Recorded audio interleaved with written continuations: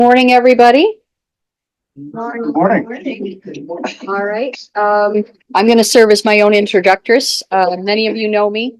I am Darlene Crosten, and I've been at this church. We joined technically in January 2008, and so I've been here since.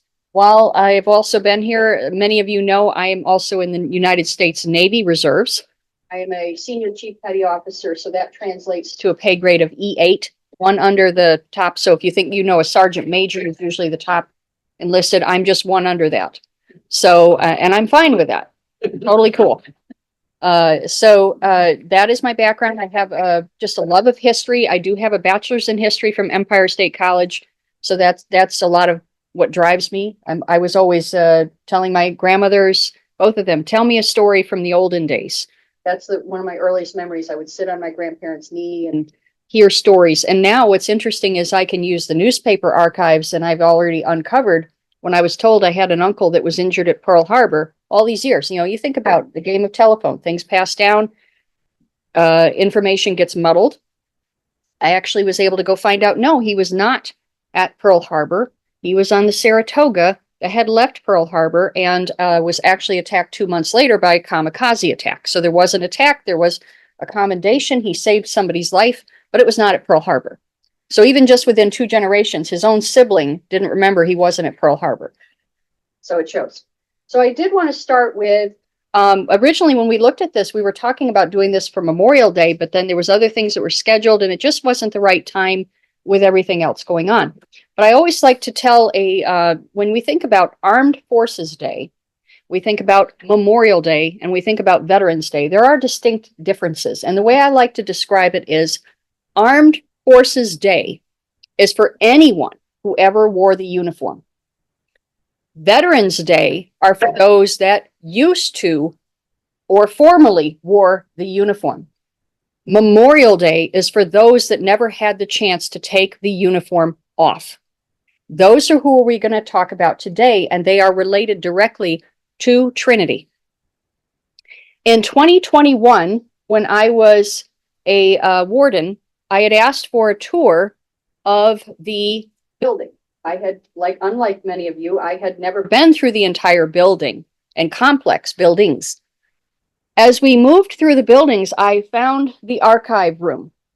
And in the archive room, that's what kind of prompted this study, were what you see behind you. There are 3 rolls of honor, and these are from World War II. So I'll invite you, after the talk, go ahead and look at those. And then there are those that have a cross next to their name, and those are ones, unfortunately, that died in the service of our country.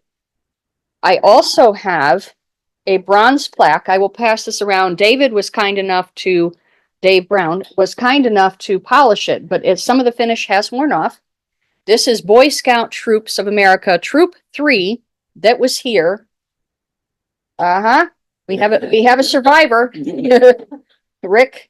And this plaque, I'll show for those at home. It's hard to read the names, but you'll see those. This plaque has those that had passed from the troop that were also connected to Trinity. The troop met here. Now that troop, that was okay, so when this Boy Scout Troop 3 presented this bronze plaque that honored 4 members of the troop who had been killed. Now it says, it's funny, this is from the newspaper. It said 4 members, but there are actually 5 listed here. Had been killed in action in World War II. The honor roll was accepted by then Lieutenant Commander Alvin Carpenter of the United States Navy Reserve. He accepted this on behalf, and he was also one of the first Eagle Scouts of that troop. So we have his son with us here today. So I wasn't an Eagle Scout, but I was a member of the troop. Okay. So I'll let you start passing that around if you'd like. Okay. So I've just handed that off to Charlie to hand that around, but it's kind of a neat connection with his father. All right. So one of the things I wanted to point out before I get into the individuals we're going to talk about today is that Trinity had a very strong relationship with Binghamton High School.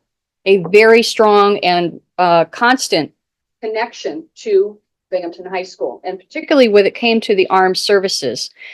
After the war, and even during the war, every year for Memorial Day, the school held a memorial service for those that had been killed in action, and usually whoever the reverend was here was over there leading the services. Now, Binghamton High School, which many of our folks that we're going to talk about today, many of our servicemen attended Binghamton High School. And Binghamton High School alone had 93 Gold Star members. So 93 members that were killed while in service of our country between 1941 and 1945. And so the bronze plaque that was dedicated in their honor was installed on May 29th, 1946, in a service that was led by the Trinity Memorial rector, the Reverend Percy F. Rex. So now let's get into some of our members that we're going to talk about today. There are 7 we are going to talk about. 2 of them, which is probably why they're not, maybe they also weren't Boy Scouts. 2 of them were what we call DNB, died not in battle. So we're going to start and we're going to talk about the fact that, and these things do happen where a service member is maybe in a training accident or other types of illness, sometimes even an illness. They happen to die while they are in the service. So we have 2 that we're going to start off with that had signed up to serve their country, but one died in a training exercise and the other one, we'll talk about that one. Okay, so the first one, I don't know if anybody knows who this is. First of all, can anybody guess who this is? Rick, I don't know if you wouldn't have known him. It wouldn't have been a contemporary. My eyes don't go that. Okay. So this is Eugene C. Sisson. Okay. He was the great grandson of Benjamin Sisson, founder of Sisson Brothers Weldon Company. And he led the store remodel in February of 42 that was unveiled to celebrate the 100th anniversary of the store. He was the son of Charles F. and Alice Conant Sisson. He was married to the former Laura Shipe of Ithaca, and they resided at, of course, who knows where this really was, RD5 in Binghamton. He was it's interesting, Boy Scout Troop number 24 was organized by him in 1940. So he also had a connection to the Scouts, just not Troop 3. Now, in January of 1942, he served as, this is a picture that I found of him, the only picture I was able to find of him in this way. He served as the commander of the newly formed Emergency Defense Reserve, and that was created out of the local community. And he sought to recruit hundreds of volunteers that were skilled in policing, firefighting, rigging, mechanics, chemists, and motorcyclists. The Emergency Defense Reserve met weekly on Monday nights at the Old Armory on Washington Street. And they practiced military drills, first aid, map reading, reconnaissance, and others. Now, what happened to Mr. Sisson is on December 4th, 1942, he, along with 5 other Coast Guardsmen, he was a bosun's mate, 2nd class in the Coast Guard. Unfortunately, their motor stalled a half-mile from shore, and it was a very stormy time. And so, unfortunately, the ship or the small boat was smashed up against a break wall, and he and 5 others drowned. And so, unfortunately, at the time, they couldn't find the body. So memorial services were held. He belonged to a club called the Binghamton Exchange Club. Seems to be some type of a business organization from what I could tell. At the Arlington Hotel on December 8th. And then at Trinity, there was a full memorial service held for him on Sunday afternoon on December 13th. And it was a large congregation in attendance. His body was recovered that following April. So there's an example of somebody who, perhaps not giving his life in battle or for our country, he still sacrificed his life, and he'd already done parallel service with trying to work in the community and then also within the Coast Guard. All right, so now our next person we're going to talk about has a familiar name, but I'm going to make it larger for you. This is Clifford Keeler. I checked with Gregory, and Clifford is not one of the, in his, what do we say, in his genealogy. All right. He originally came from Norwich. So Clifford, Captain Keeler in the Army, so he was in 03, pay grade, third. He was, he was the son of Clifford, at the time deceased, and Mrs. who had remarried his mother, Mrs. Hugh Kelly from Orange, New Jersey. He was originally from Norwich, as I said, and he moved to Binghamton in 1925. He attended, you'll see this, you're going to hear this more, the old St. John Avenue School, then became the Alexander Hamilton School, which does not exist, it's now senior housing. And he graduated from Binghamton High School in 1933. He was the president of Alpha Zeta fraternity. He went on to earn a BS in economics at Wharton in 1937, and he was a member of Delta Tau Delta. He then graduated from the American Institute of Banking in Chicago, and he enlisted in the Army before Pearl Harbor in March of 1941, and he was commissioned as a second lieutenant in the Army Corps of Engineers in January of 42. He was promoted to captain May of 31 of 43 while in the battle zone. So battlefield promotion, as we say. He was a member of Boy Scout Troop of America 3 that met at Trinity, but he worshiped at West Press. Okay, and you're there, I think, and so here's the interesting thing. He died in the South Pacific on July 2nd, 1943. And he was assigned out of Australia and believed to be aboard a Navy ship at the time of his death. Now, what's interesting is I did other research on other websites trying to get more information about Clifford Keeler. And what I found is that he consistently, it's very mysterious. There doesn't seem to be very clear on the cause of his death or the circumstances. It just continually says died non-battle. I looked up any ships that had incidents on that day in that area. And although there was a couple of things, nothing seems to be related directly to where he would have been presumed to be. Some of the other newspaper pieces on him stated that he was supposedly on a secret mission. That's what his mother believed him to be. So I still wonder. Now, what's kind of cool, he was previously cited by General U.S. Grant III, Ulysses S. Grant III, quote, for efforts beyond the scope required in his normal line of duty. Some quotes from the letters he wrote home. We are certain of the tremendous task at hand and determined to put our shoulders to the wheel. Also, it is surprising how much more we can do when we think we have done all we can.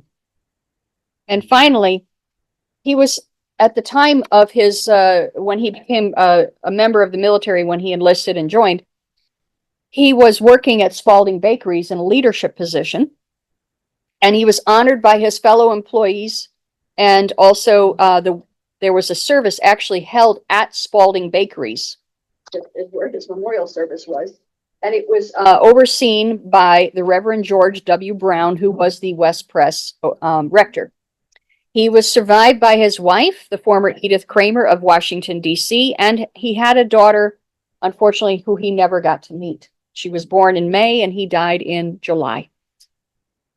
So that is Mr. Keeler. Keeler.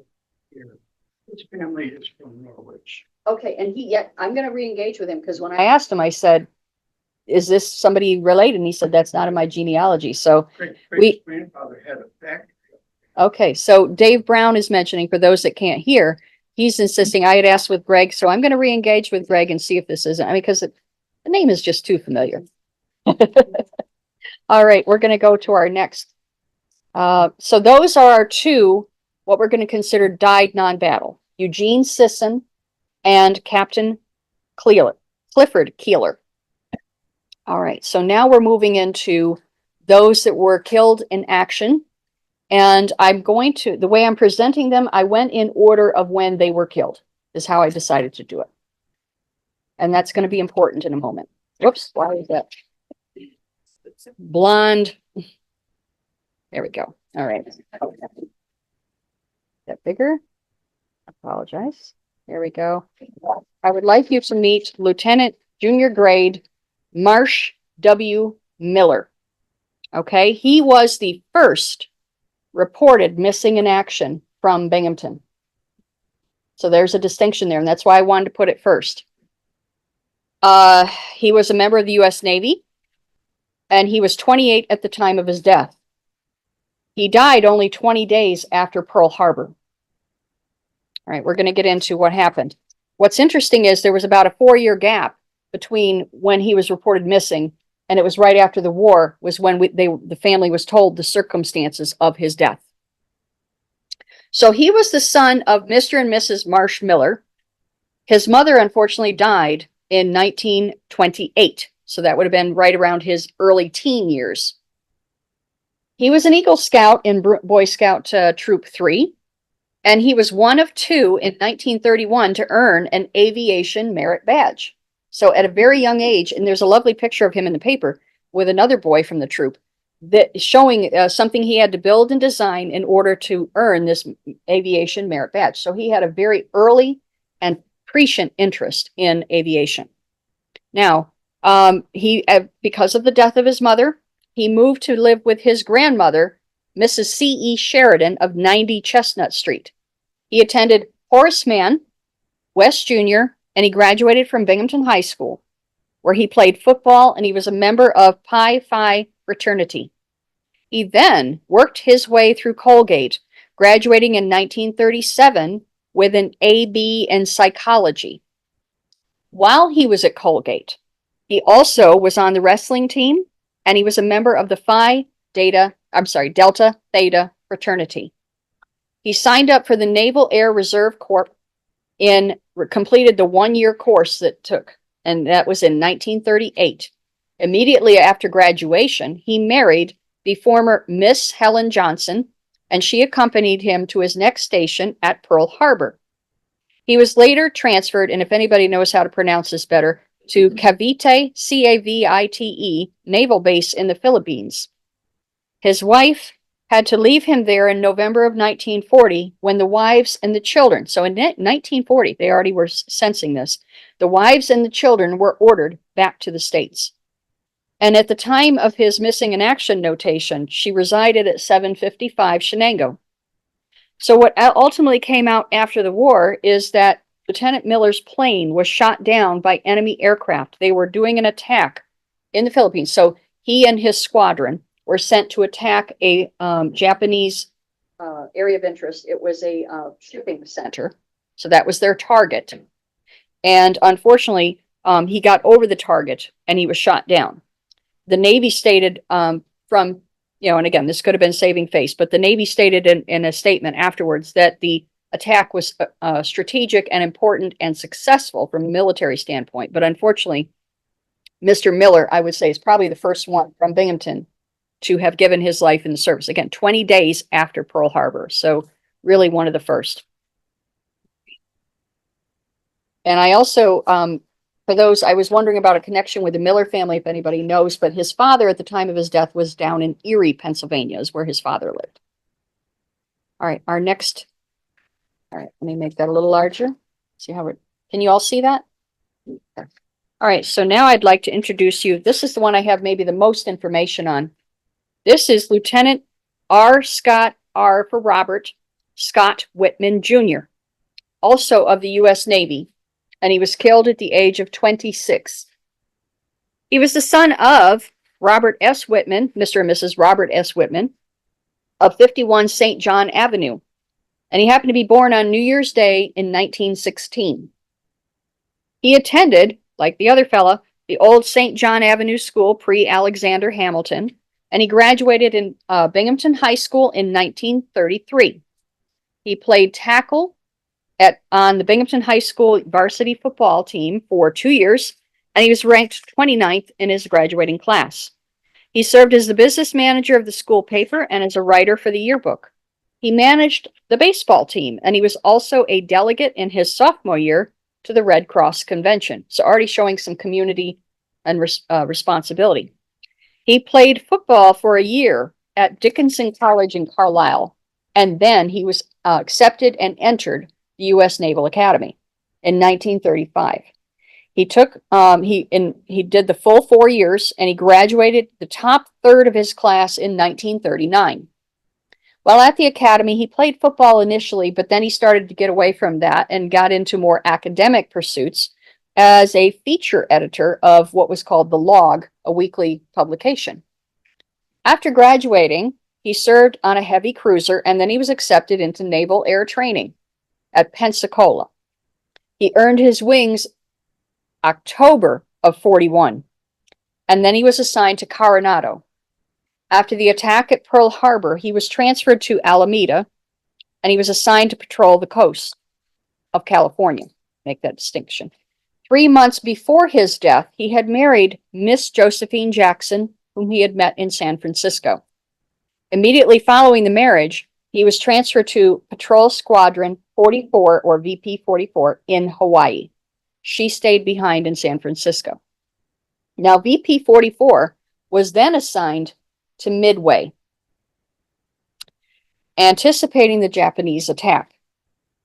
They were instructed to go on patrol and look for Japanese ships. So on June 3rd, while on patrol, he was the third pilot to spot the enemy ships. There was a column of 2 ships, or a double column of ships approaching.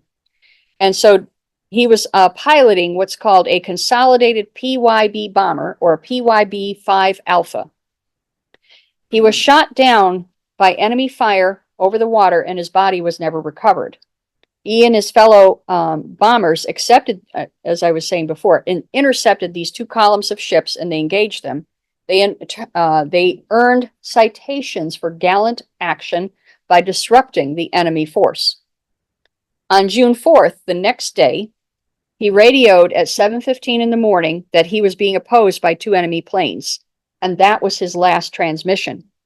Lieutenant Whitman managed to warn his crew before they crashed. He was wounded but he still continued to pilot the plane. According to his commander, R.C. Brixner, and I'm going to read this quote, "The officers and men," again, quote, "of Robert's squadron feel a deep personal loss of his passing. I had grown to know him well in the time he was in the squadron. I leaned heavily on him, giving him responsibility after responsibility, and he accepted them all cheerfully and did everything he attempted excellently. He died bravely with no thought of himself. His last words were of warning to his crew of the impending crash, and this he did after being wounded and while endeavoring to bring his crippled plane down safely. His every action was in accord with the best traditions of our Navy service and of our country. We are proud of him and his squadron. His remains were carried down with his plane." I wanted to read a quote that I happened to find this morning that I think is, because we have a couple that were never recovered. And it's a beautiful 4-line poem. "I cannot bend over his grave, for he lies in a secret sea, and not one gentle whispered wave can tell that place to me." I'd like to think, I'm sure his family felt very similar. So the beautiful thing, though, there's a couple good things that came out of his service. The first one was his efforts to warn the crew were not in vain. There were 6 survivors from his plane that were picked up 2 days later. So imagine spending time in the sea like that. And on January 19th, his wife of January 19th of the following year, his wife served as the sponsor for a ship that was named after him, the USS Whitman, a destroyer, DE-24, and the ship went on to earn 4 battle stars in action in the Pacific Theater. So they sent it right back to where he had been killed, and it was able to earn 4 battle stars before the end of World War II. Besides his wife, he was also survived by the parents and a brother, George, who was an aeronautical engineer. So he was also, when I talk about these assemblies that were held every year as they had Gold Star service members, he was honored at the 7th annual Memorial Day Assembly in 1943, and he was the 11th Binghamton native to be killed in World War II. So again, he was killed at Midway in June. Next, we will have. Okay, so this is Albert Zidmal, Private Albert Zidmal, Zdimal. He was of the U.S. Army, and unfortunately, he was killed at the age of 20. Okay. He was the son of Mr. and Mrs. Michael Zidmal Sr. of 10 Crandall in Binghamton. He attended also Alexander Hamilton Elementary, so I tend to think a lot of these young men knew each other. And ironically, there's an article about him leading the flag salute for the Thanksgiving program back in 1933 when he was at Hamilton. He was a graduate also of West Junior and Binghamton Central High School, and he played on the baseball team. He was active in the Trinity Sunday School program, and he was listed as reading a psalm for the Sunday School Festival in Easter of 1933. He attended the YMCA summer camp in 1937. Private Zidmal also had 3 other brothers that were in the service. Sergeant Michael Zidmal, named after the father in Army, Staff Sergeant Joseph Zidmal in the Army Air Force, and Seaman Second Robert Zidmal in the U.S. Navy. In addition, he was survived by 3 sisters and 1 brother still in school. Now, he entered service on Groundhog Day in 43. He trained at Camp Wheeler, Georgia, and then he shipped out to Africa in July of 43. He never had the opportunity to come home on leave, and his last letter was received in February of 44. The irony is he was killed exactly 1 year to the day after he enlisted. So he was killed. He entered on Groundhog Day 43, and he was killed on Groundhog Day 44 while in Italy. And his parents, of course, were notified by telegram. Next gentleman. I'm going to make that a little larger. This young man was very involved with Trinity. And if you know how to say the name, please correct me. Lieutenant Nicholas Frege. Thank you, Frege. All right. He was killed in action on October 10th, 1944, and he was 27 years old. Now, he was the son of William, Mr. and Mrs. William A. Frege, 25.5 Spring Forest Ave. He attended Daniel S. Dickinson Junior High School, and he earned, again, another one showing interest in community service. He earned a Red Cross life-saving training certificate as a young man. He attended Trinity Church. He's listed as attending a church picnic in the Ideal Park in 1933. Initially, he was listed as missing in action, and then ultimately confirmed killed in action over Borneo. He was the second pilot or co-pilot of a B-24 Liberator bomber in the 5th Army Air Force. He was the apparent victim of strafing by Japanese pilot after he had ejected with a parachute. The plane was initially hit by anti-aircraft fire while over the target that they were bombing, and it was dogged by enemy planes and attacked repeatedly. Now, when 6 parachutes emerged prior to when the plane exploded, and then 2 more were blown clear when that plane exploded. All parachutes were seen to open, and enemy fighters unfortunately continued to fire on them as they descended. No survivors of that were ever confirmed. His wife lived on Macomber Avenue in Port Dick, and he had a son, Nicholas Jr., who was 6 at the time of his death. He joined the Army in February of 43, and he earned his wings and commission at Turner Field, Georgia in 44. He was a former IBM employee. And then he also, this is where I say, and I was a little out of order, I apologize. As a young man, when he was with the high school, He was they had a fraternity, Pi Alpha fraternity. They hosted a visit for when the bishop came from the Central New York Diocese, Bishop Charles Fisk. If anybody remembers that name, of the Episcopal Diocese. So he was the vice president of the fraternity, and there's a lovely picture of him with all his other officers of that group hosting the bishop and engaging with the bishop. So he was a very religious-minded and community-minded young man. And at the time of his death, he was stationed on OWI, so Oe Island, which was north of New Guinea. So that is, again, Lieutenant Nicholas Frege. And he was a pilot of a B-24 Liberator bomber. Now our next. Okay. All right, I'm probably. I mean, I played with the band. All right, now I'd like you to meet Private John S. Parsons. I don't have a lot of information on him, but I do have some.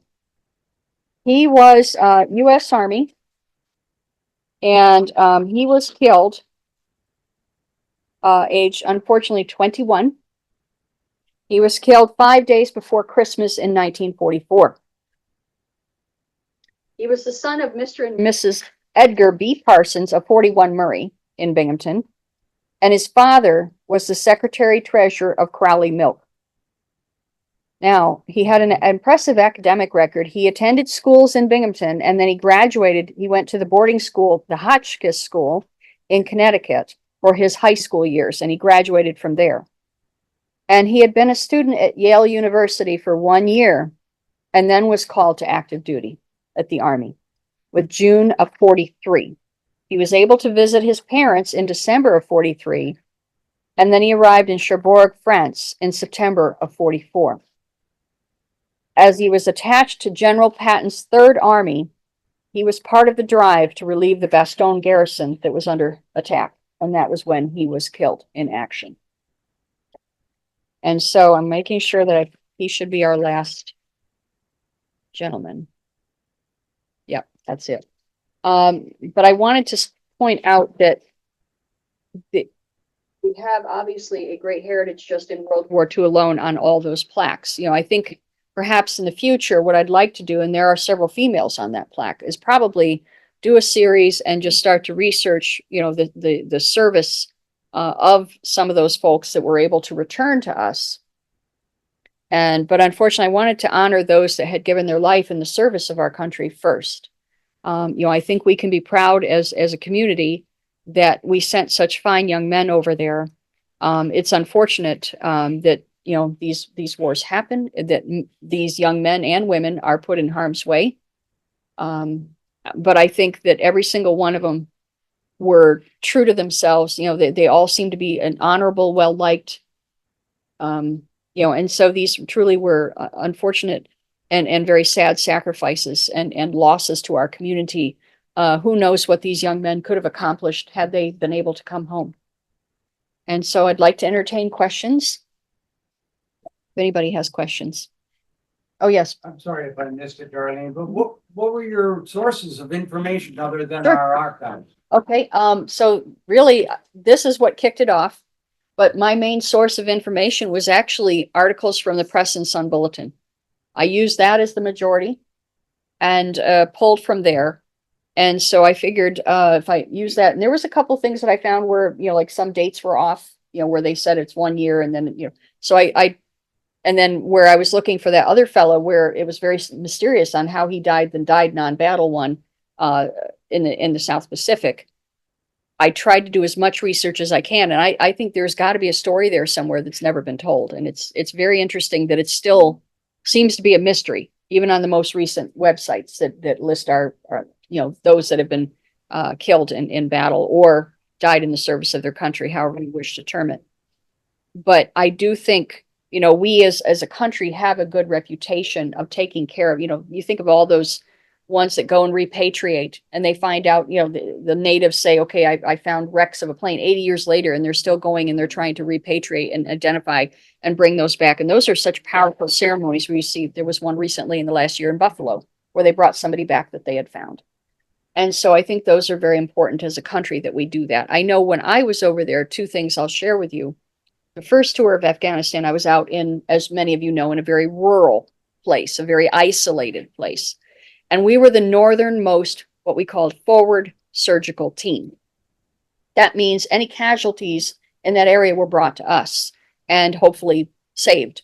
But sometimes they weren't. They were too far gone. And so they were called heroes is how we termed it. And so we had a morgue that we would study or, have them secured. And then we would have a angel flight is what we called it. So that angel flight would come. That was a helicopter. There was a whole dignified transfer where those heroes were transferred up a certain sidewalk that was reserved for this. And all the soldiers, sailors, airmen, marine would be saluting as it passed by, carefully put into the helicopter. And then that helicopter would come up. It was always so meaningful. It would come up and it would kind of hover briefly. And then it would shoot out two white flares and it would go. The most powerful thing that I thought was so beautiful about all this was that we would be videotaping this. We had the ability, we had cameras in the sky and would be videotaping this. And then we would take a CD and that would be forwarded to the family so that the family could see that right from the get-go, their family was treated with respect and dignity. Secondly, I'll share with you on my second tour, working for a 4-star general.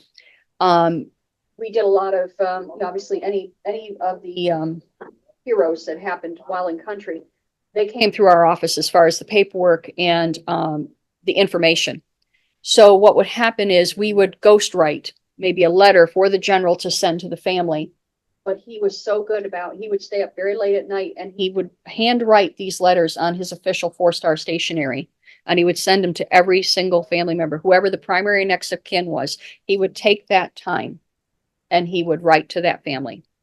And I always thought it was such a powerful and, again, way of dignifying and honoring somebody's sacrifice and trying to, obviously you cannot replace somebody, but if you try to connect with that family and show that family just respect and attention, that goes a long way.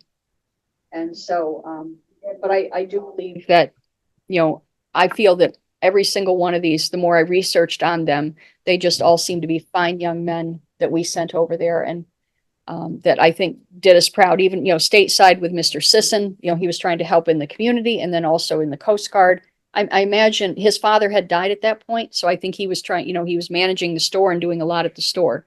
So I think that's why he selected the Coast Guard to be closer to home and then also doing things in the community. And then the unfortunate thing in that training accident to be injured and drowned in that wreck. So any questions that I'd like to ask. David. okay. Sorry. Yeah, go ahead. And then Bob, you have a question. Okay. Okay. About families of, for instance, I know Phrygies were here at our church Mhm. until, Recently. but yeah, I don't know when the death of the sort of the final Phrygie on here. I know Rick would know the kids that are still alive today. Oh, yes. Phrygies. Okay. We're asking about the Phrygie family. Living across the street. And then Greg Keeler. Yes. Well, and I'll re-engage with him because he said that Clifford was not in his genealogy, but as David mentions, if the family came from Norwich, then maybe there's another, a brother or an uncle that he hadn't really engaged with. It probably is somewhere in there. I wonder if any of you guys have anything to say about those that. Yeah. you knew. And you certainly knew Phrygies. Early. I'd have to put together 2 or 3 different forums full of the history in my mind, and I'd have to pick. That would be interesting, though. Generation before. We're talking about historical family connections here at church for those that can't listen. Okay. And then Bob, let Bob ask a question. Okay, Bob, go ahead. Okay, I was going to ask about that 20-year-old who, I should say, he died at 20. The one who was in North Africa and Italy. Yes. What division was he in? I'm just, I'm asking this because If it says, because I down. Yeah, it never. What's interesting, there was very scarce information on. So that was Private Albert W. Zidmal, Zdimal, and it did not say, because at first it just said he went to Africa, which at the time, and I had an uncle in Africa against Rommel, and then ultimately, I don't know if he went. I think he went to he did D-Day though, but Yeah. this one, next thing they know, he's in Italy and he's been killed, and it's all within a year. So True. Yeah. from the time he joined, Camp Wheeler, Georgia, then Africa in July. So February he joins, July he's already to Africa, and then next thing you know, the following February he's in Italy and he's unfortunately killed in action. Now But- that's kind of what division he was in, because Mhm. in the Second War, my father was in North Africa, and he was also Ah. in Sicily and Italy. Okay, That's so it kind could of have been a one of very the- similar. He was in the 45th Infantry Division. Yes. Okay, I'm gonna make a note of that, and if I'm able to find it, I'll let you know. I'll look Yeah. more into that. Okay. Okay, and then Rick, you had a question? Christ Church, Episcopal, all the churches in Binghamton, all of these names, all of these people cross-pollinated Oh. through that I'm many sure. generations. I'm sure. I would think that encouraging someone at these other parishes on Mhm. this event of our Veterans Day, Mhm. it would be a good thing. Yes, And I agree. if someone had the time and the inclination to correlate all Right. this together. And coordinate. So we're talking about other Episcopal parishes in the area that there was probably a lot of cross-pollination and just interfacing. So there might be other information at other parishes, and certainly, this would be a topic. David? Tell us a little bit about your military career. I know something about it from Rotary, of course, but tell us about your involvement and how you got involved. So David is asking about my involvement in the service. So I was, as I like to joke, it was my version of the midlife crisis. I was 37 when I joined the Navy.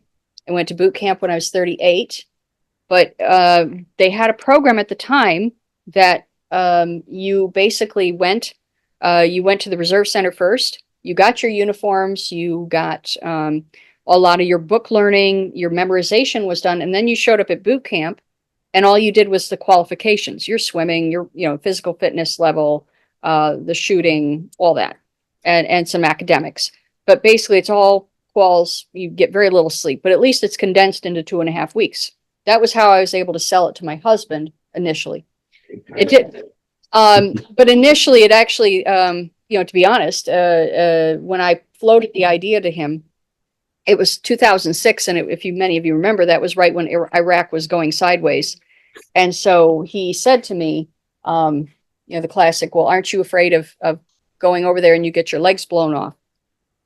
And I said, I'm more afraid of sitting and getting old on that couch is what I'm afraid of. And so he didn't know what to say to that. I let him calm down, and then he said, well, I'll let you go up and do the screen. And so I did the screening, including the academic tests, and I scored.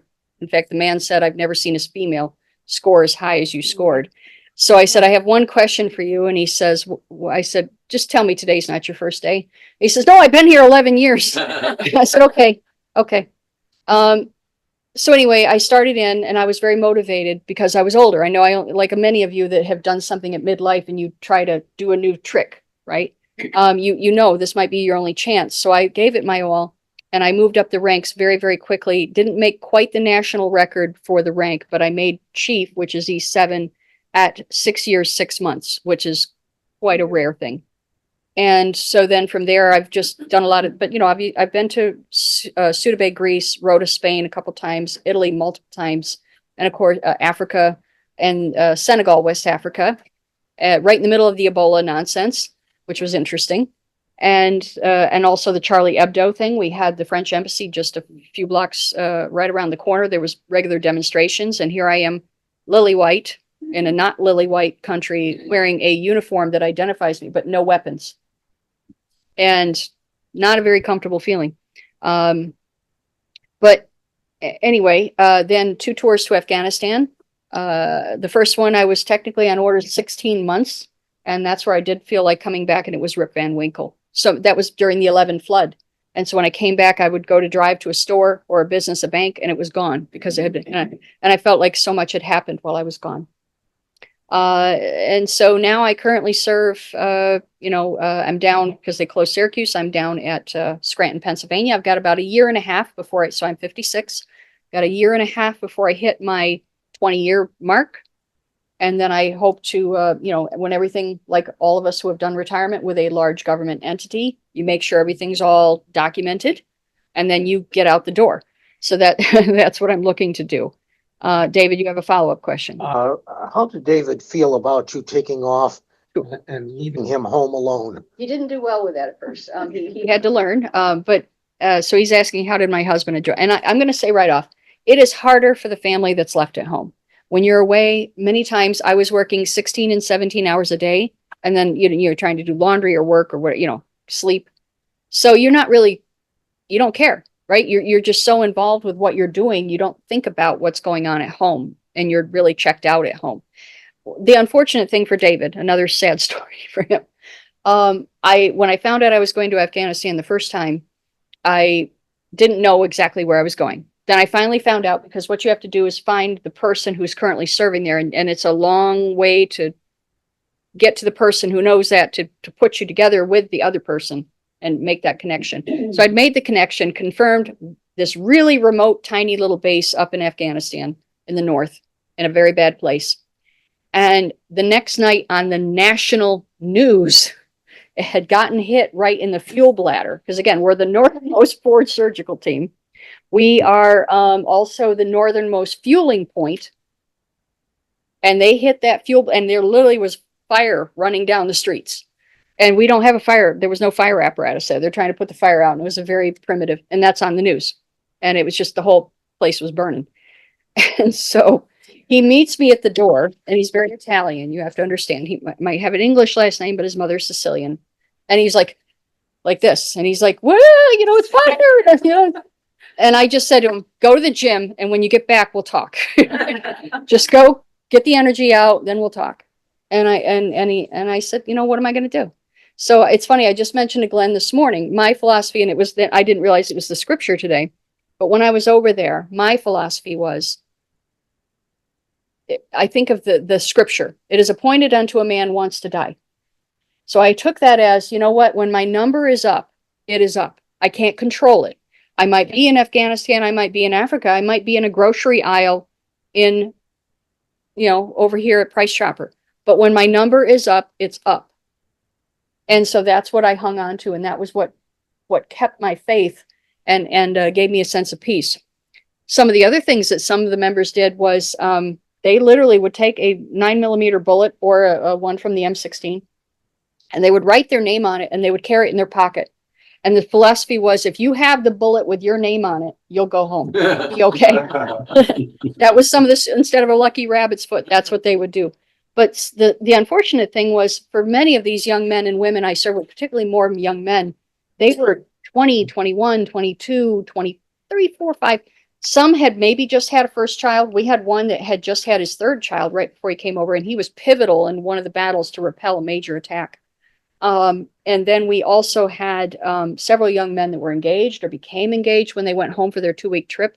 And so the closer we got to going home, the higher the anxiety that something bad was going to happen, sleeping disorders, and a lot of stress there. And just every time they went out on a mission, which is 6 days a week, there was a real fear, because we did have a lot of unfortunate engagements, people coming at us. We did not go looking for trouble, but if trouble came to us, we were allowed to deal with it and defend ourselves. So, but we were mainly going out on that first deployment was a provincial reconstruction team. The whole goal was working with that particular provincial government to help them establish schools, hospitals, roads, bridges, orphanages, infrastructure.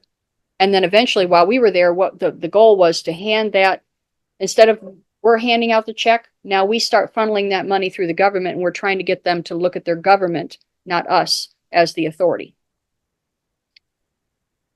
It's unfortunate. And then, when I was there the second time, and I don't want to get too detailed, but, I was there when they were flying around doing the peace process with Qatar, and I was flying, my job was to arrange and be involved with a lot of that with the general as he was moving through and working with some of the go-betweens in Qatar, in Pakistan. And there was a lot of details being put together. And, it was very difficult the way that it ended. I'm not going to lie. It was devastating for me. And I know that that was not the intention. And I'll just leave it at that. But anyway, what I wanted, I feel that, my overall goal with this presentation was just to install pride, and these men, they deserve to be remembered. I want their names to be remembered for what they did and what they sacrificed, and really for their families, what their families sacrificed. So, any other questions? One more. Arlene and I have been friends for a lot of years, but I remember very, very well when she came back from Afghanistan that our Rotary Club threw a great big You did. party I for. have the plaque to prove it. And it's on my, what we call an I love me wall. That's what in the military will say, all the plaques and the giga you get when you've done something. I have that all at the office, and I proudly display my Rotary plaque, the welcoming home that you did. You were president at the time at the club. Yeah, it was very nice. Yeah. So, any other questions? I mean, would you be interested if I maybe in the future, maybe in the next few months, I'll start to research some of these. I have them on a spreadsheet. I've entered all their names on a spreadsheet, and I'm going to start to research them. So, okay. Sally. You have done a beautiful job of research. Thank you. I know how difficult it is to find out all these little details. I think you really did a wonderful job. Well, thank you. Yes, Thank you. thank you. You're welcome. Rick, one more question. We can talk after. Thank you. Trinity trivia, those, muster rolls or honor rolls Yes. were in the ASP, Really? apps. Asp. Thank you. Well, what did I say? Asp is a snake. I- Rick Well, I was Schumacher is pointing out- pointing out where the honor rolls that we talked about today were displayed initially.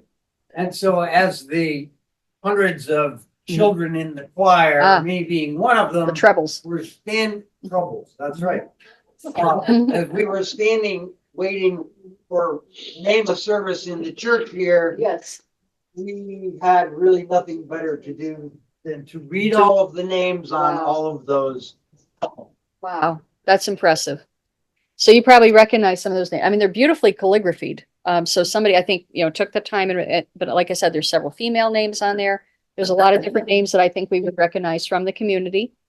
And so I think it would be interesting. Several medical professionals are on there. So I'd be curious to see, where they probably were put in service, and they probably saw some terrible things. So, yeah, so I might kind of break it out, but I think it's really interesting to remember and be proud. And then, I'll have to see in the archives if there's World War I, but we'll do some more tales and from the archives. Okay. Darlene? Yes. I just want to mention, I enjoyed how you explained the different days, what they represented. Mhm. I had never heard that before. And if you're not in the service and you're not in that community, I think it is. I mean, I never really understood the differences before I joined and appreciated that. And so that's why, like in many ways, Veterans Day is more of a happy weekend for us. It's something is celebrating. We served, and one of the things we do at the VFW, this is a tradition, I'll share this. We have the last man drink. And so it's always Courvoisier. This dates back to World War I. And so we all take a shot glass of Courvoisier and we toast, and it's always to the last man. And then we drink. But that's the way we remember World War I. It's something that we do every Veterans Day. Is it always Courvoisier or do you have a choice? It's always Courvoisier. That's the traditional drink. But, I have my own flavor that I prefer, but, I have that, and then I'll have what I want. Yeah. Yeah. But there's a lot of, but again, Memorial Day for us is very somber.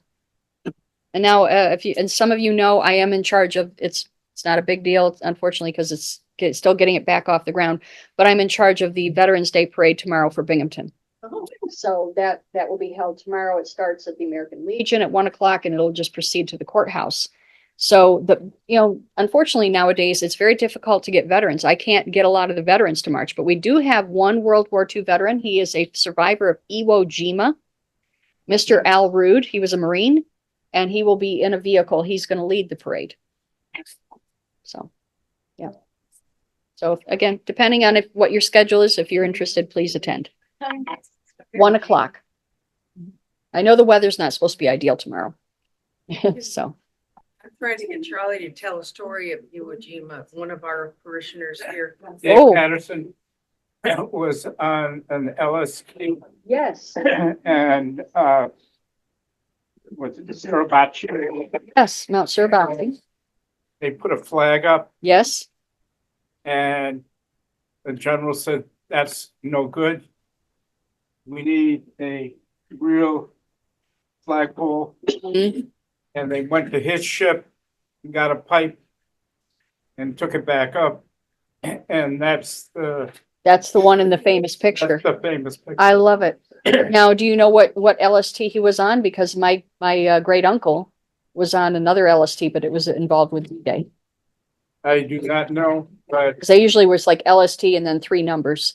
Can find out. Yeah, I'd be curious. Daughter. Yeah, they probably trained at the same place up at Camp Sampson. And then they went, I think there was a lot of training in Florida for them. And then they went out from, I think, Mayport, Florida. But that'd be curious. Yeah. Those LST, I know they were not an easy ride. They were flat bottomed.